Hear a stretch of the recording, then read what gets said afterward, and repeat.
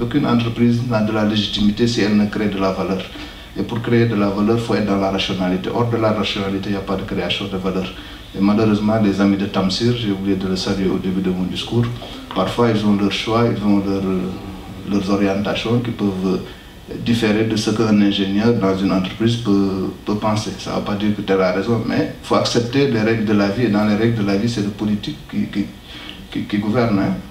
Si on refuse que le politique gouverne, ça va être un aventurier ou un militaire. Et personne ne veut ça. Nous voulons vivre tous en démocratie. Donc maintenant, le reste, c'est des choix qui pour gouverner ou pas, mais il faut accepter la légitimité des politiques de déterminer la politique de la nation. Et maintenant, de critiquer, de sanctionner. Mais c'est ça la règle. Les entreprises publiques, leur problème, c'est un problème d'autonomie par rapport à l'État. Parce que c'est des entreprises qui appartiennent à l'État, et donc l'État a souvent tendance à vouloir contrôler, ce qui est normal. Et ça induit une inflexion et parfois un défaut de planification. Parce que nos États sont en permanence dans l'urgence. C'est normal. Ils sont en permanence dans l'urgence parce que la pression politique, la pression sociale est souvent très forte. Et si vous n'avez pas un bon outil de planification, il est impossible de faire un bon schéma d'entreprise, un bon projet d'entreprise qui puisse aboutir à atteindre des objectifs dans le domaine de l'électricité. Et donc, pendant très longtemps, donc, au Sénégal, on a été capté, l'électricité a été captée par ce que je dis, voilà, par le pouvoir politique. Et Sénélec, et l'électricité de façon générale, ont posé comme des contraintes à la fois sur les finances publiques, sur les ménages et sur l'économie du Sénégal. Cette dictature, il fallait la casser. Cette dictature, il fallait la casser parce qu'à la fois une contrainte sur les ménages qui n'avaient pas de confort du tout. C'est une contrainte sur l'économie parce que non seulement, naturellement, quand il n'y a pas accès, les ménages en souffrent, mais les entreprises plus que les ménages. Parce que souvent on oublie les entreprises qui ne sont pas dans la rue pour organiser des marches, mais qui souffrent plus que les personnes qui sont dans la rue, mais également les finances publiques parce que l'État est obligé de subventionner à perte. C'est comme une boîte noire dans laquelle vous injectez beaucoup de milliards et qui, au lieu de sortir de la lumière, sort encore de l'obscurité. C'était un peu ça le schéma caricaturé, mais c'était ça la réalité. Et cette contrainte, il fallait la maîtriser pour essayer d'oser espérer parler de développement et d'émergence, parce que sans énergie, sans électricité, on ne peut pas le faire dans un environnement où on a la tyrannie du pétrole. 90% de notre parc est thermique, donc nous sommes importateurs nets de produits pétroliers.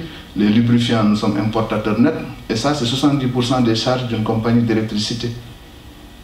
Chaque milliard que Sénélec gagne, les 700 millions, c'est pour acheter du combustible et des lubrifiants.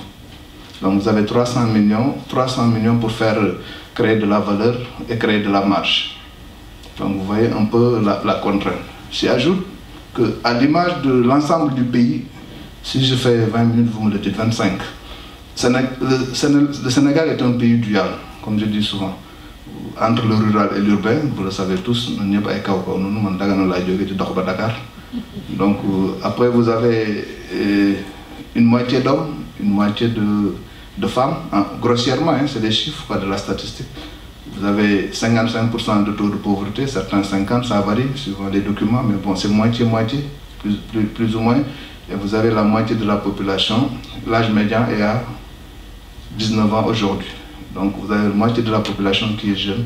Et il n'y a que le taux de dépendance qui est très élevé, parce que si vous prenez ceux qui ont moins de 15 ans et donc qui dépendent encore, et ceux qui ont plus de 65 ans, vous avez 65% de la population, ce qui est beaucoup. Donc il y a très peu de forces actives pour gérer le reste de la population. Ça fait partie de nos contraintes. Mais également, comme je dis souvent, le réseau de Sénélec également est dual. Vous avez un réseau interconnecté avec la Mauritanie et le Mali, que Mamadou Dia connaît bien, à partir du barrage de Manantali, qui est en fonction depuis 2002. Et ce réseau est interconnecté, il fait Dakar, Kaolack, jusqu'à Saint-Louis, etc., Touba, en passant par Touba et Diourbel, naturellement Thiès, jusqu'à Bakel, c'est le réseau, si vous voulez, noble, qui parle de Manantali et qui a des coûts de production certes élevés pour ce que nous voulons, mais les moins élevés. Mais vous avez tout le reste du pays, notamment le sud et l'est, qui sont sur des centrales isolées et qui tournent au gasoil importé et transporté jusqu'à ces sites. Notre centrale la plus grande isolée, c'est Boutout, en Casamance, pour ceux qui, je fais un clin d'œil à Djemé, qui produit que 23 MW. C'est quoi 23 MW? Mais on est obligé d'avoir une centrale à Boutout. On est obligé d'avoir une centrale de 1 MW à Vélingara, on est obligé d'avoir une centrale de 1 MW à Médina Gounass, parce que ces Sénégalais-là aussi ont droit à l'énergie. Ils ne sont pas sur le réseau interconnecté. Et si vous prenez l'ensemble du chiffre d'affaires de ces 23 centres secondaires qui ne sont pas dans le réseau interconnecté de Sénélec, ils ne couvrent pas la facture de combustible de ces centrales. Donc, autant dire que l'objectif de Sénélec dans ces régions est un objectif social et économique plus qu'un objectif financier de rentabilité. Or, je vous disais au début, une société qui n'est pas dans cette logique de rentabilité, de production de la valeur, forcément aura quelque part des difficultés. Bref, donc c'est toutes ces contraintes mêlées qui pendant longtemps ont plombé Sénélec et l'ont conduit à des déficits de 55 milliards en 2010 et aux émeutes de l'électricité en 2011 que nous avons tous vécu. Depuis, nous travaillons à renverser la tendance en agissant sur la production qui a été multipliée aujourd'hui par 2. Je vous épargne les détails, on pourrait y revenir dans les détails. Mais l'avantage de ce secteur, c'est que tout est factuel. Vous ne pouvez rien inventer. Parce que si vous dites que vous avez multiplié la production par 2, on va vous dire, citez-nous les centrales, où est-ce qu'elles sont? Et c'est facile. Je vous dirais, on a fait Toben à Taïbandiaï, 103 MW. On a fait Contour Global, 83 MW sur le site du Cap des Biches. L'énergie était totalement thermique, aujourd'hui c'est 20% de solaire. Mais où sont les centrales solaires? C'est à Bokol, chez moi, 20 MW. C'est à Malikounda, 20 MW. C'est à Sakal aujourd'hui, 20 MW. C'est à Kaon, 20 MW. C'est à Medina Dakar, 30 MW. C'est à Teroumehe, 30 MW. Vous avez aujourd'hui à peu près 152 MW dans le parc de Sénélec d'énergie solaire, 20%. Et nos amis qui nous visitent souvent avec des projets solaires sont étonnés qu'on leur dise qu'on n'en veut plus. En tout cas pour le moment. Parce que les techniciens qui sont dans la salle le comprennent, la gestion de l'interminence de l'énergie solaire est la principale contrainte. Parce que si on injecte plus d'énergie solaire que le réseau ne peut supporter, on perd l'ensemble du réseau. Pour faire simple, Mamoudou Dia pourra vous l'expliquer plus que moi. Mais c'est un peu ça. Sinon, depuis longtemps, on aurait fait une production solaire généralisée à l'échelle du pays. Si la question était simple, comme je dis souvent, ceux qui sont passés avant nous étaient plus intelligents, certainement ils l'auraient résolu. Ce n'est pas aussi simple que ça. Mais bref, on a diversifié, on a augmenté la production, on l'a diversifiée. Mais quand vous avez produit, il faut transporter. On a multiplié la capacité de transformation de Sénélec. Moi, j'ai hérité de 966 MVA, c'est-à-dire c'est la capacité des postes de transformation. Aujourd'hui, on est à peu près à 1500. Donc ça veut dire qu'on est presque en train de doubler la capacité de transformation et le nombre de lits va être également doublé sous l'impulsion de l'État qui accompagne et qui soutient, parce que je rappelle que nous sommes une entreprise publique. Voilà ces résultats qui ont permis de faire basculer les nombres d'heures de coupure. En 2010, la Banque mondiale disait qu'on ne pouvait pas établir les statistiques de coupure au Sénégal, parce que c'était exponentiel. Et nous tous, on l'a vécu. En 2011, on les a établis à 911 heures par année. Ce qui faisait à peu près 35 à 36 jours pendant lesquels, dans l'année, les Sénégalais n'avaient pas accès à l'électricité pour des faits de coupure. Aujourd'hui, on est à moins de 3 jours, ce qui n'est pas une grosse performance, mais quand même qui est... Et ça peut se vérifier avec tous les nouveaux instruments que vous connaissez, CIFI, CIDI, qui sont aujourd'hui disponibles et qui permettent de mesurer en termes de durée et en termes de... pour le CIDI et en termes de fréquence pour le CIFI. Donc, je parle à des gens qui savent, donc c'est facile à vérifier. Le monde de l'énergie est le monde le plus transparent. Chaque franc que vous investissez, à la minute près, tout le monde est au courant dans le monde entier. Il n'y a pas de... on ne peut pas trop jouer là-dedans. Donc, c'est un monde ouvert. Parce que tous les opérateurs sont à l'affût d'opportunités d'investissement. Ils savent ce qui se passe dans le plus petit pays, chez le plus petit opérateur. À Hydro-Québec, je peux vous dire aujourd'hui le nombre de coupures qu'il y a sur Québec. Il suffit de taper sur une application que nous n'avons pas, qu'eux ils ont aujourd'hui.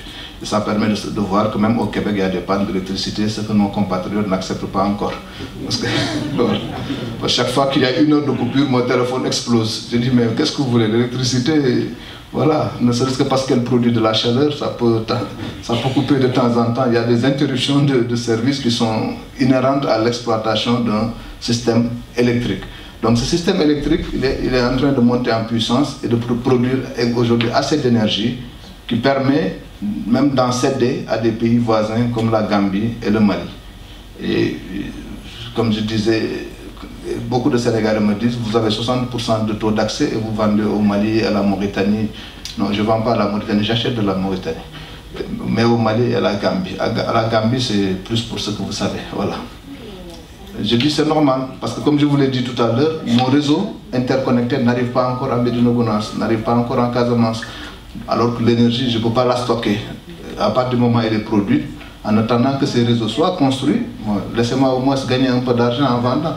Ce n'est pas parce que vous ne l'avez pas que je vais garder pour ne pas avoir la frustration morale de vendre de l'électricité alors que des Sénégalais n'en ont pas encore. C'est juste ça comme problématique. Mais les réseaux sont en train d'être faits. En 2025, Inch'Allah, je pense que l'électrification universelle sera atteinte. Et souvent, on a parlé de miracles ces dernières années. Non, il n'y en a pas. C'est la volonté et le soutien de l'État. Moi, je n'ai pas de tabou et j'ai la confiance du président de la République qui m'aide beaucoup dans ce que je fais. Parce que j'ai la chance de pouvoir lui parler, prendre des ordres, discuter et peut-être, quand j'ai des difficultés, rendre compte, avancer. C'est un atout, ça aide. Un DG, peut-être qu'il n'a pas eu cette chance, ne pouvait pas faire autant peut-être. Ça a beaucoup aidé. Il faut le dire comme ça. Il y a également l'organisation, le ministère, que ce soit des finances ou de l'énergie, qui sont des doubles tutelles de Sénélec. Peut-être, pour les avoir connus, côtoyés, ça peut aider. Et souvent, je rencontre quelques arrêtés là-dedans, ça aide aussi. Et donc, mais surtout, j'ai pensé qu'il n'y avait pas de fatalité de l'échec. Et c'est sur ça que je vais sortir pour essayer de laisser discuter. Les autres problématiques de l'énergie, les problèmes de gaz, c'est dans les diapos et la présentation, mais je ne veux pas les évoquer. Chacun a son point de vue dessus. Moi, je sais ce que j'en pense, on peut dire ce qu'on veut dessus. Et je ne fais aucune question, c'est pour juste vous donner l'occasion de vous exprimer pour qu'on puisse débattre. Je ne vais pas en débattre et revenir vous dire ce que j'en pense. Je finis sur l'électricité. Je disais qu'il n'y avait pas de fatalité, ça va. Parce que pour la bonne et simple raison, comme je disais au début, on a eu les premiers ingénieurs, on a eu en Afrique, les premiers. Rapportés à notre population, nous sommes le pays qui compte le plus peut-être d'ingénieurs en Afrique. Rapporté à sa population, toutes choses étant relatives. Et donc, un pays il est gouverné que par les idées et les hommes. Il n'y a pas de miracle. Et nous tous, on a été quelque part marxistes, même si Tamsir n'a été que libéral. C'est Marx qui disait que les sociétés humaines d'habitude ne se posent pas des questions auxquelles elles n'ont pas de réponse.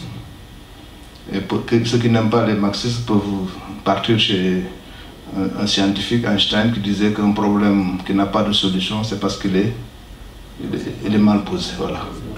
Donc il faut bien poser les problèmes. Comme dit l'adage, quand on n'a pas de cap, c'est difficile d'avoir les vents favorables avec soi. Donc c'est important, c'est le cap, le projet d'entreprise, la vision. Et après, c'est ça qui permet de mobiliser. Parce que les cadres, les intelligences, on ne les mobilise pas comme ça avec des mots. Il faut leur montrer, il faut dire voilà ce que nous voulons faire et voilà comment nous voulons faire. Maintenant, vous leur donnez la latitude d'y aller parce qu'ils ont le savoir-faire. Ça, ils savent faire. L'électricité, les Sénégalais savent faire. Maintenant, il faut leur indiquer le cap et leur laisser la liberté d'exercer leur métier parce que c'est des entreprises de métier. Mais s'il y a trop d'intrusion, s'il y a trop de paralysie, l'ingénieur, il ne sait pas faire. Il va dévier, il va s'abstenir, vous le rendez paresseux, il va être sur autre chose. Et en plus, vous avez l'ensemble des fonctions support d'une entreprise qu'il ne faut pas négliger. Parce que dans ces grands projets, parce que 60% de notre parc aujourd'hui est privé, mais les Sénégalais ne le savent pas, c'est des IPP. C'est-à-dire quand dans un pays comme le Sénégal, vous avez une dizaine de producteurs indépendants d'énergie, parce que IPP c'est le sigle anglais, et comme je prononce mal anglais, Côte d'Ivoire rigolé, Independent Power Production, c'est ça? Voilà, c'est ça IPP. Donc quand des gens viennent investir autant d'argent dans nos pays, parce qu'un mégawatt c'est à peu près, disons, 1 milliard de francs CFA pour faire court. Et à peu près 500 mégawatts ont été investis au Sénégal ces 5 dernières années. Et donc il y a 500 milliards d'investissements directs, 1 milliard de dollars d'investissement direct, rien que dans le secteur de la production énergétique au Sénégal. Ça veut dire qu'on fait confiance à notre pays. Ça veut dire qu'on fait confiance à la stabilité de notre pays. Ça veut dire qu'on fait confiance aux hommes sénégalais, aux génies sénégalais, aux techniciens sénégalais. Sinon, ils ne viendraient pas investir, vous les connaissez tous, 1 milliard de dollars ces 5 dernières années. Et ils continuent de taper à nos portes pour investir. Ils vont continuer à investir parce que la production doit monter jusqu'à 2000 MW d'ici 2025-2023 avec l'arrivée du gaz qu'il faut anticiper en mutant les centrales actuelles de Sénélec qui sont au diesel, en les passant au gaz. peut-être en important du GNL avant l'arrivée du gaz, mais si on nous garantit un gaz qui arrivera bien avant les 5-6 ans, et bon, les plus optimistes disent 22-23, les plus pessimistes ou les moins optimistes 26-27, mais vous savez que ces problématiques ne sont jamais simples. On peut attendre très longtemps, d'autant plus que le cours du pétrole est en train certes de monter avec le cours du gaz avec, mais ça fluctue et aujourd'hui le gaz n'est pas à un niveau où l'exploitation serait très rentable. Et donc ça peut retarder l'exploitation de notre gaz que nous avons avec la Mauritanie en commun pour l'essentiel. Même s'il y a un jugement à côté de Sangomar, SNE, qu'on pourrait exploiter tout de suite parce qu'il se trouve exclusivement sur notre territoire national, dans les eaux marines sénégalaises, dans le territoire maritime sénégalais. Donc c'est dire qu'il faut préparer cet avenir du gaz en changeant le parc de production de Sénélec. Le gaz c'est du thermique, mais c'est du thermique moins polluant pour prendre en compte la transition énergétique dont il parlait et sur laquelle moi j'ai des points de vue clairs, tranchés, que j'ai déclinés partout dans toutes les conférences ou réunions auxquelles j'ai eu à participer avec les bailleurs. La dernière c'était avec l'AFD. On nous demande d'aller vers la transition énergétique, Mamadou, vous l'avez évoqué. Dans l'absolu, personne n'est contre le renouvelable. Je viens de vous dire que le solaire, on ne peut plus en faire. D'autant plus qu'on a un parc éolien à Taïba Ndiaye qui est en construction pour 150 MW, qui a démarré. On va faire 50, 3 phases de 50. Donc on va avoir de l'énergie éolienne au Sénégal dans un an. 50 MW dans un an. L'année d'après, en 20, on aura 50 autres mégawatts et en 21, 50 autres mégawatts, on sera à 150 mégawatts. Donc dans notre parc, on aura à la fois le thermique, que ce soit gaz ou diesel, mais on a l'éolien pour 20% et on va avoir du vent pour à peu près 10 mégawatts, pour 10%, ce qui est quand même un très bon mix énergétique. Mais dans un environnement pour moi où l'accès est le plus grand défi, l'accès à l'électricité. Parce que au-delà du confort des populations, il y a toute l'économie qui est derrière. Parce que l'électricité qui arrive dans une zone reculée du Sénégal, c'est des machines qui sortent. C'est le petit métier du vulgarisateur qui arrive. C'est surtout la garantie que les élèves vont mieux étudier. Et c'est ça l'avenir du pays, c'est l'éducation. C'est l'énergie pour produire, c'est l'énergie pour soigner, mais c'est surtout l'énergie pour apprendre. Parce qu'il y a des enfants qui s'éclairent à la bougie pour apprendre encore. Il y a des enfants qui font des kilomètres pour pouvoir avoir une connexion encore Internet. L'avenir du Sénégal ne peut pas être garanti dans ces conditions. Donc quand il y a ce défi de l'accès qui est si pointu, pour moi la transition énergétique, c'est de quitter les 60% de consommation de bois et de charbon de bois pour aller déjà vers le gaz domestique pour la cuisson. C'est d'abord de quitter l'obscurité pour la lumière. Ce n'est pas tout de suite d'aller vers le renouvelable. Sauf si le renouvelable me garantit la meilleure qualité de service possible. Donc pour moi, la première transition énergétique, ce n'est pas d'aller du thermique pour nous vers le renouvelable, mais c'est de sortir de l'obscurité pour aller vers la lumière. Après, on peut envisager le saut qualitatif d'injecter plus de renouvelables pour améliorer, pour baisser l'impact carbone et contribuer comme tout le monde à la sauvegarde de la planète. Et c'est sur cette phrase que moi je vais terminer, parce que dans le concept de développement durable, il paraît que je ne dois pas le dire, mais je le redis encore, durable n'est pas forcément plus important que développement. C'est ma conviction.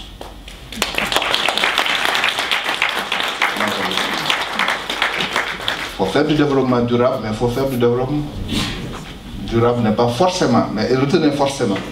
Parce que quand je l'ai dit quelque part, on a dit oui, je suis en train d'insulter la note, mais j'ai dit forcément.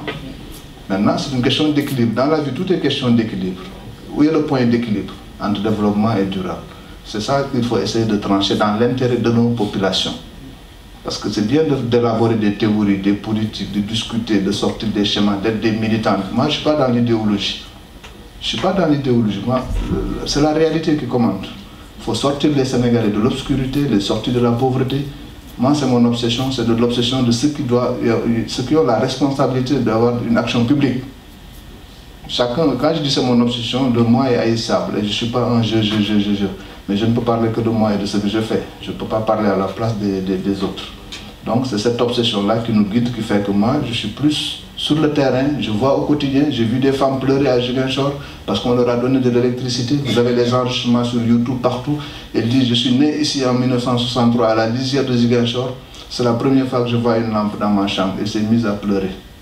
Allez me parler de renouvelable de là-bas chez cette femme-là. Non, je dis, je lui donne l'électricité. Après, je verrai si demain je peux lui donner une électricité plus propre. D'autant plus qu'avec 2% de la consommation de l'électricité mondiale, l'Afrique est le continent qui pollue le moins. Donc il ne faut pas ajouter une injustice à une autre injustice. Voilà un peu. Je suis trop bavard. Codou, tu me l'avais dit, désolé. J'ai essayé d'être court, mais bon, les mauvaises habitudes, ne me le reprochez pas. En tout cas, ça a été un plaisir de sortir ce premier jet du cœur, qui n'a rien à voir avec ce qui est dans ces diapos, mais ça permet au moins d'enclencher l'échange et le dialogue. Je vous remercie.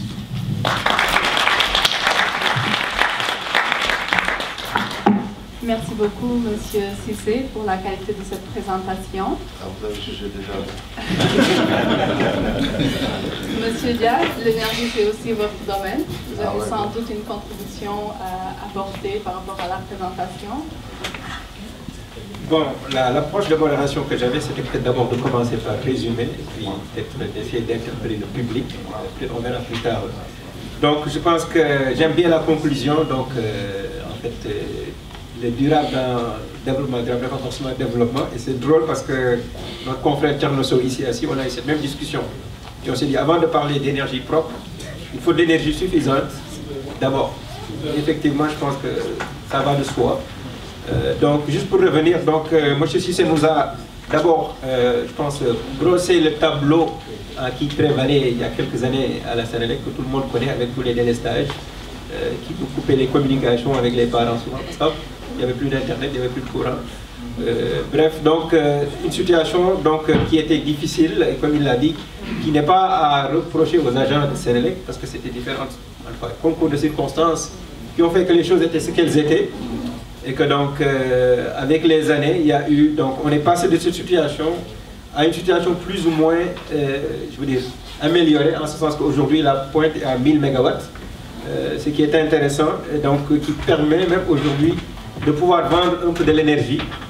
Bien vrai même qu'il y a des gens qui n'ont pas encore d'énergie, mais ils ne sont pas sur le réseau interconnecté, comme il a dit, et que donc techniquement, on ne peut rien faire par rapport à ces gens. Donc autant écouler cette énergie avec des gens connectés déjà sur le réseau interconnecté. Et donc on est actuellement à un 65% d'électrification, avec cet objectif d'arriver à 100% vers 2025, qui est, je pense, un objectif ambitieux, mais louable, et que toute la communauté, je pense, devrait travailler pour. Donc aussi avec cette ambition de passer des 1000 MW actuels vers 2000 MW. Effectivement, comme il l'a dit aussi, l'énergie c'est un véhicule. Donc au-delà de l'énergie, c'est le développement socio-économique. C'est donc permettre à toutes ces, je dirais, velléités d'initiatives entrepreneuriales, aussi bien au niveau urbain que rural, de pouvoir se libérer et donc tous contribuer donc, au développement du pays. Donc je pense qu'en tout cas, l'objectif vers 2025 est un tableau qui reste quand même, je dirais, positif.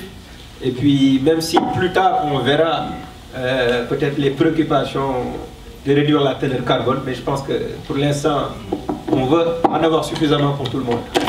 Donc là-dessus, je pense qu'on va passer aux périodes de questions ou de contributions dans l'auditoire.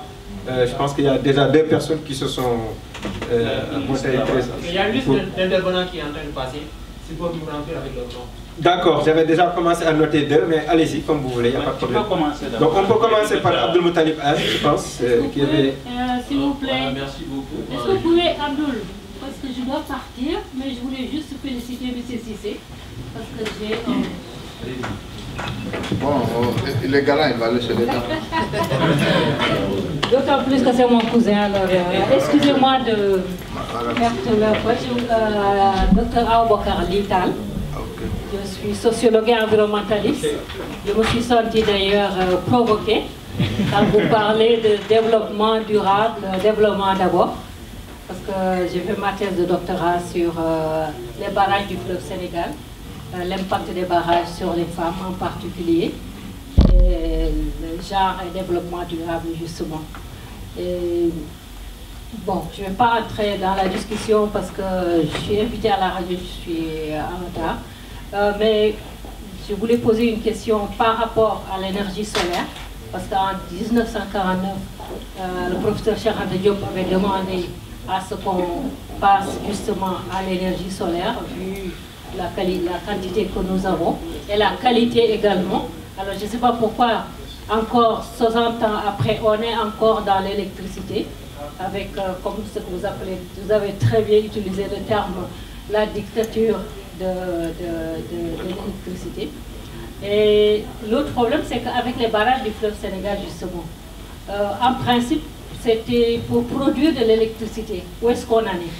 Et je voulais justement vous féliciter. Je suis obligée de partir parce que je suis invitée à une émission à la radio. Mais comme la présentation était très intéressante, je ne sais pas où est votre fille, la présentation de votre papa était excellente. Elle est excellente. Ne lui faites pas des histoires à la maison. Voilà, merci M. Cissé. Bon, quand vous partez là, on laisse les autres poser les questions, mais la centrale de Médina Dakar, justement, porte le nom du professeur Cheikh Anta Diop, en hommage justement à cette vision précurseur qu'il avait de préconiser ça. Donc on a aujourd'hui 20% d'énergie solaire dans le parc de Sénélec, ça aussi je l'avais dit. Et le barrage de Manantali fournit 60 MW au Sénégal tous les soirs. Alors, donc, je vous en remercie parce que moi je suis une de ses filles spirituelles, sa disciple. Voilà. Et j'ai terminé un livre qui s'appelle... le président de la République lui a donné le nom de la centrale de Médina Dakar qui s'appelle Centrale Cheikh Anta Diop. Voilà. Merci beaucoup et félicitations. Merci beaucoup. Je remercie Dr Aboukar Ly. Et en plus, je remercie tout le monde présent ici. Je remercie aussi le directeur général de la Sénélec qui vient de faire un exposé très important et très pointueux scientifiquement. On remercie également le regroupement général des Sénégalais du Canada qui a pu vous inviter pour venir faire cette exposition, cet exposé sur l'énergie de chez nous, la politique de l'énergie de chez nous au Sénégal. Moi je dis que oui, aujourd'hui nous sommes en phase d'une grande révolution énergétique au Sénégal. Vous savez que depuis 5 ans, on avait connu des coupures intempestives d'électricité au niveau national. En certain temps, je crois que c'était un vieux souvenir. Il n'y en a plus, à ce que je cherche. Et d'ailleurs même, je dirais avec le PSE, tout est inclus là-dedans, notre programme énergétique. Donc c'est ça qui me fascine le plus, parce qu'on a allié les deux, l'électricité, l'énergie propre qu'on appelle l'énergie solaire, mais Dr Aboukar Ly venait de nous parler tout à l'heure de l'énergie hydraulique, parce que ici, vous savez, au Canada, c'est Hydro-Québec, l'électricité est puisée dans les fleuves, et on en a beaucoup au Sénégal. Le Sénégal, je dirais que c'est une petite île, tout simplement. Le Sénégal, c'est une presqu'île. On est entouré par la mer et les fleuves et tout ça là, on peut en compter, il y en a beaucoup. Et si avec un peu de volonté et une bonne politique énergétique, je crois que nous, on ne va pas connaître ce déficit en énergétique. On vient de parler de Cheikh Anta. Cheikh Anta, il y a des années, je me rappelle, il en avait prévu la sécheresse à l'époque. Il en avait prévu aussi une électrification nationale en énergie et solaire, parce qu'il avait demandé au président Senghor un petit budget tout simplement à partir de Tambacounda. Tambacounda, pourquoi? Parce qu'il y a beaucoup de soleil, pour tout simplement développer cette énergie solaire à partir de Tambacounda, donc électrifier tout le Sénégal en énergie solaire. Il a fallu 60 ans, comme il disait aujourd'hui, qu'avec le plan Sénégal émergent, que tout ça soit possible. Parce qu'on a vu une prolifération de photovoltaïque un peu partout à travers le Sénégal. Et je viens de vous entendre tout à l'heure dire peut-être en développant cette énergie solaire, ça va bloquer, il y aura un blocage quelque part. Je n'ai pas compris. Donc ça, c'est là où je voulais que vous éclairiez un peu notre lanterne. J'avais discuté il y a 30 ans avec des Belges qui venaient au Sénégal. À l'époque, on avait discuté. Ils disaient, mais je ne comprends pas, en Afrique, vous avez tellement de soleil, et vous êtes toujours dans cette électricité, et je ne sais pas pourquoi, mais pourquoi vous ne pouvez pas développer cette énergie solaire? Nous, cette électricité, parce que le Sénégal, bon, c'est un pays dans quelques années qui serait